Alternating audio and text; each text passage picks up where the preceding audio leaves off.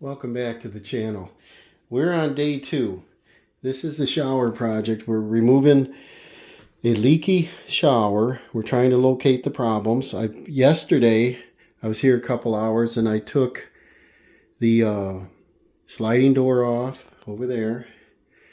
And I took off the side walls, the faucet, and this access panel. I found some issues. There's a fern coat down in there.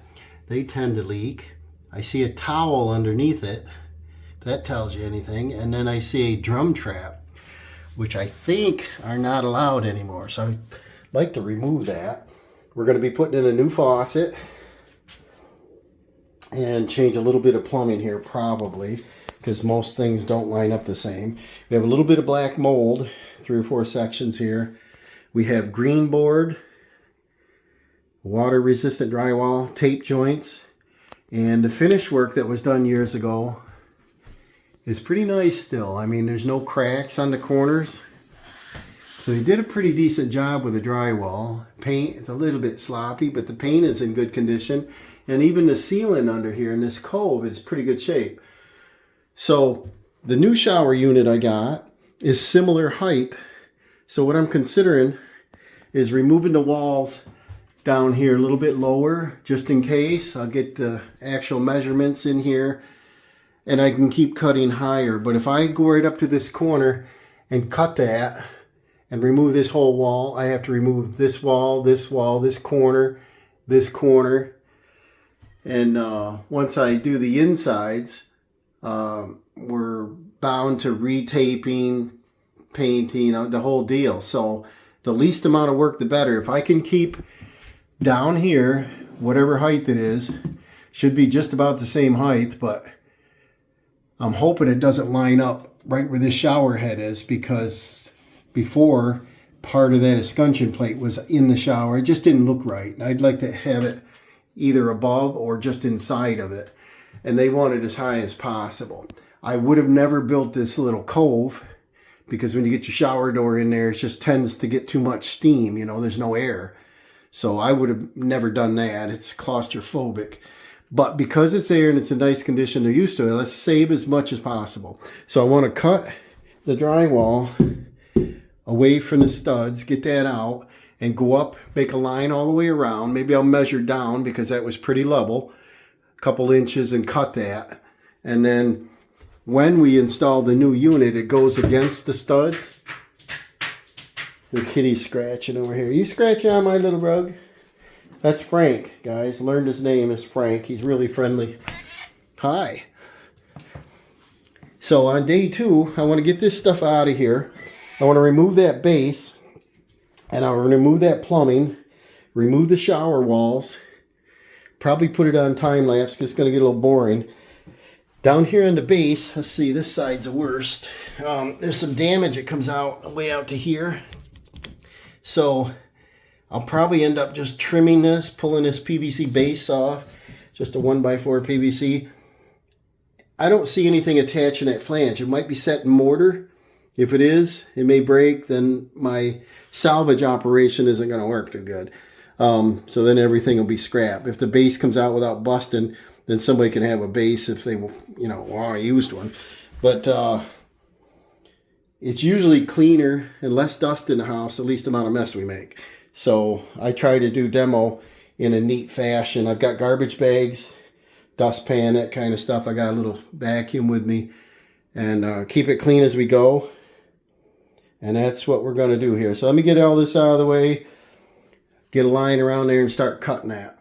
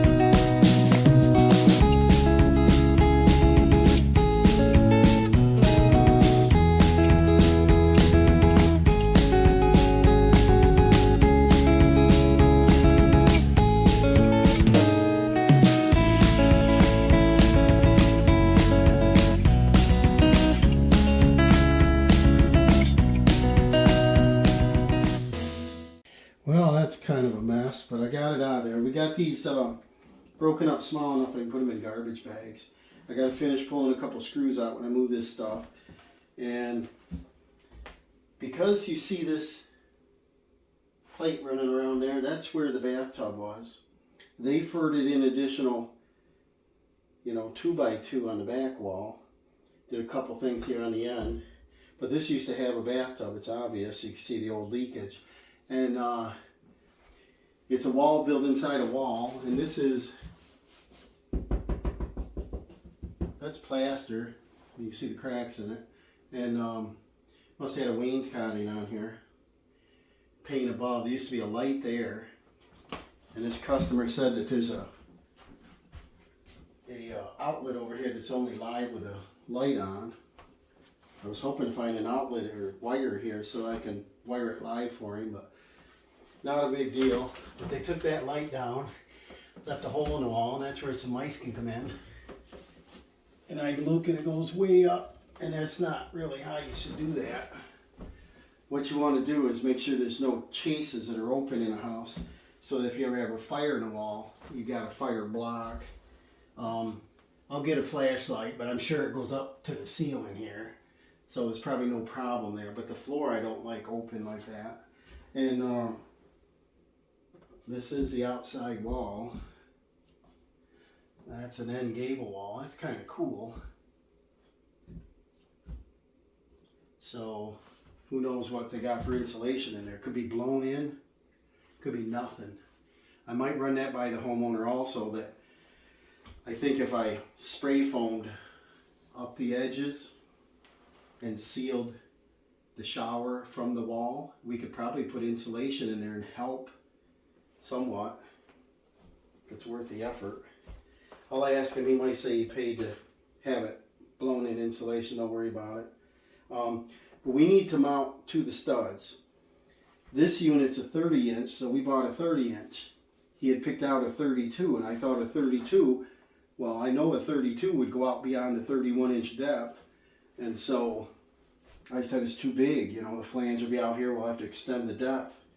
The other thing I said, well, it'd be nice to have the drain centered with the existing drain, but you can see the drain is offset under there. So those studs are put on with big nails, look like 16 nails, hand nails. And I see 16s and probably a couple 12s in it. But too bad they weren't screws that come off easier. I could actually shift it back 1.5 inches. I'll probably do some blocking or something if I need it. I'm going to run a straight edge around there. I'm going to check it with a square, make sure we got square. And the water end here, looks like I got to do a couple uprights so that we have something for the base to hook to. I don't see any clips, any screws, anything to hold that base on. But I'm going to clean this mess up. Clean this floor. I got the door to the bath closed, so there's nothing going anywhere else. Clean this up good. Then I'm going to work on the shower base and the plumbing. Get that disconnected so we can try to lift this up. Might be set in a bed of mortar. Okay, I got all the screws cleaned out. I got all the junk cleaned up. Ran my vacuum till the battery went dead. Got a little more cleaning here. They notched the board back there so the base fits under it. Check this out. If I can do it. The base isn't even fastened, it's just floating. I've never installed one that way. I've always done the clips or the style that screws to the wall or the mortar base, and you set it into it, put weight on it, and let it dry. But this is just sitting there, no wonder it's moving. So now we're going to come over here and disconnect it. We got a Fernco here.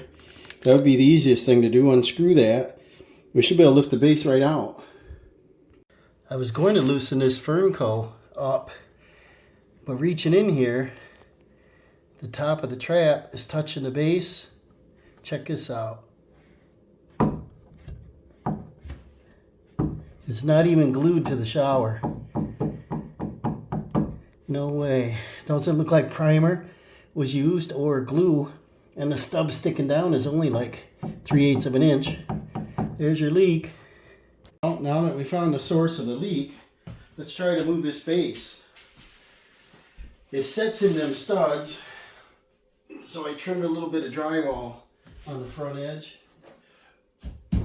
and the flooring here touches it, so I got to lift it up a little and bring it forward like that. Let's see if this end moves like that. And it looks like adhesive was used right here to glue it to the stud. That's I never saw that before. We know that's disconnected, so we should be able to just tilt this up in the front. Hopefully it's not that tight. It looks pretty tight in there.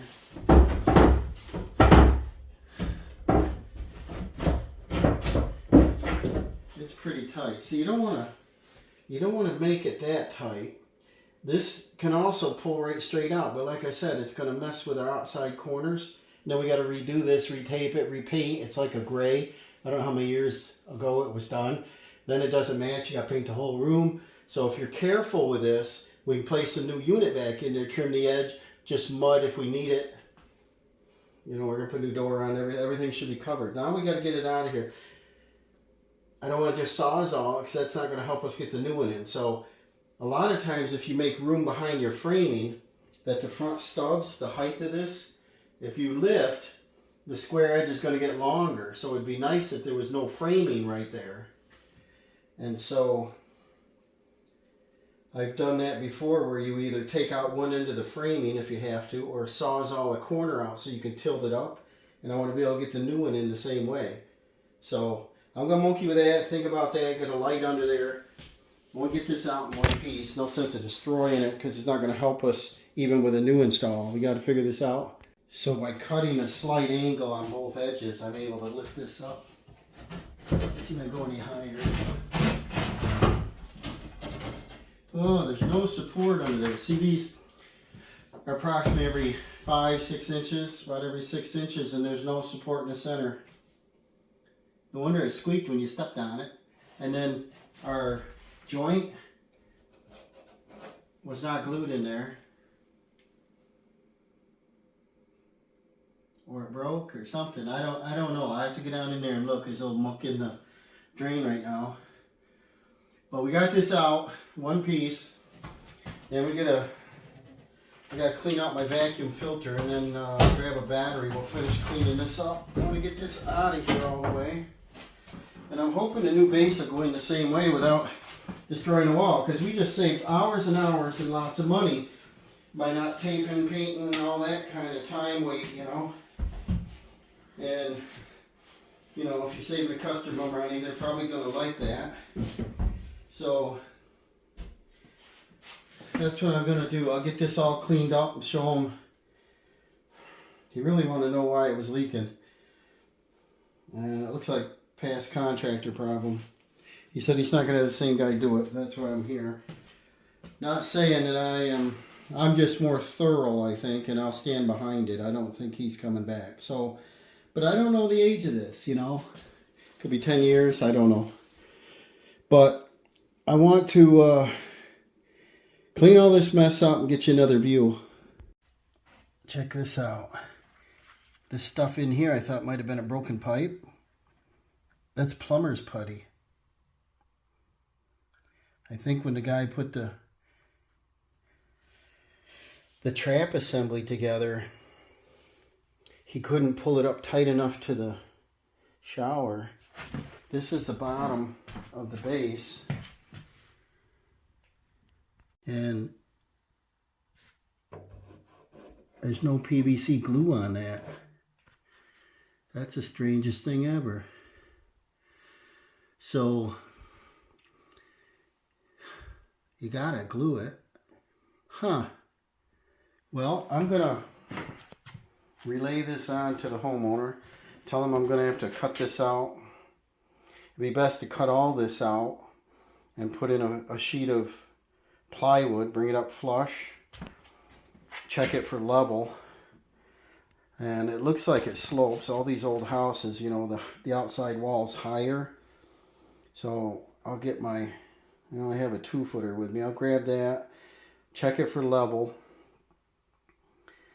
if I can't get it level, and I'm going to use a clip system to install, which the new one came with a clip system. They give you a little black mat you lay down so it doesn't squeak, and then you set the base down, and then you put the clips in it.